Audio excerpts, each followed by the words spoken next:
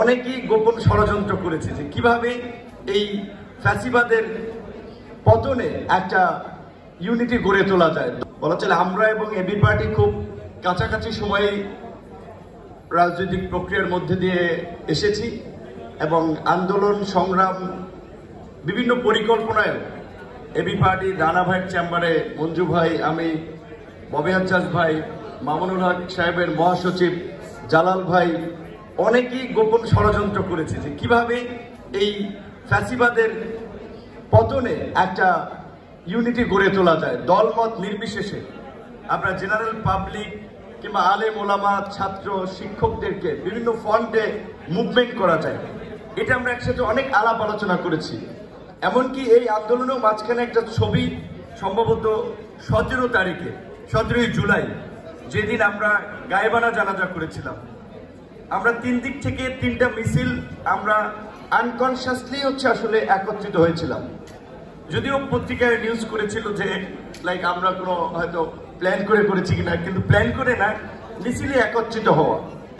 আজকে এবি পার্টির আজকে এতদিন তো আমরা একটা এই ধরনের প্রতিষ্ঠাবার্ষিকীর প্রোগ্রামও বাইরে আমরা করতে পারি নাই, এবং এখানে একজনকে দেখতে পাচ্ছি, তার কথা আসলে একটু বলতেই হয় যে আপনারা জানেন যে গত 16 বছরে আমাদের যে সিভিল সোসাইটি বলতে আমরা যাদেরকে বুঝি, নাগরিক সমাজ, খুব কম মানুষ আছে যারা এই ফ্যাসিবাদের বিরুদ্ধে ভোকাল ছিলেন। দিলারা চৌধুরী তাদের মধ্যে একজন, এবং সে আমাদেরকে এবি পার্টিকে প্রত্যেক প্রোগ্রামে অনুপ্রাণিত করেছেন। আমার একটা আফসোস, আমি অনেকে পার্সোনালি বলেছিলাম, দিলারা চৌধুরীর অ্যাডভাইজার হওয়ার কথা ছিল। আসিফ নজরুল এবং দিলারা চৌধুরী তাদের মতো হাতে গোনা 4 থেকে 5 জন ব্যক্তি যারা সাহস নিয়ে আপসীনভাবে ধারাবাহিকভাবে শেখ হাসিনার ফ্যাসিবাদকে চ্যালেঞ্জ করেছেন।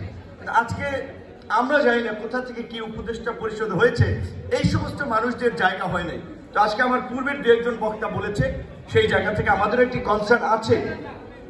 একটা মানবিক আশ্রয় দিয়ে আমরা যে বিপদে পড়েছি, আবার আরেকটা মানবিক করিডোরের নামে দেশকে আবার কোন ফাঁদে ফেলা হচ্ছে, এটি নিয়ে আমরা শঙ্কিত, এটি নিয়ে আমরা উদ্বিগ্ন। আমরা যেটা মনে করি যে এই সরকার আমাদের সমর্থিত সরকার, হাসনাত কায়েমের সাথে একমত যে বাংলাদেশের এরকম প্রেক্ষাপট তৈরি হয় নাই যে সবাই সরকারকে সমর্থন করছে, কিন্তু আমরা একটা লিমিটেড সময়, একটা নির্দিষ্ট সময়ের জন্য সরকারকে সংস্কার এবং একটা অবাধ, সুষ্ঠু, নিরপেক্ষ নির্বাচনের আয়োজনের জন্য দায়িত্ব দিয়ে সমর্থন করেছি। সেই বিষয়ে রাজনৈতিক দলগুলো সুস্পষ্ট রোডম্যাপ জানতে চাচ্ছে, সেইখানে কিন্তু তাদের কাছ থেকে কোনো আমরা রোডম্যাপ পাচ্ছি না। কাজে আমরা বলতে চাই, আমরা সংস্কার চাই, আমরা গণহত্যার বিচার চাই, বিচারের অগ্রগতি দেখতে চাই।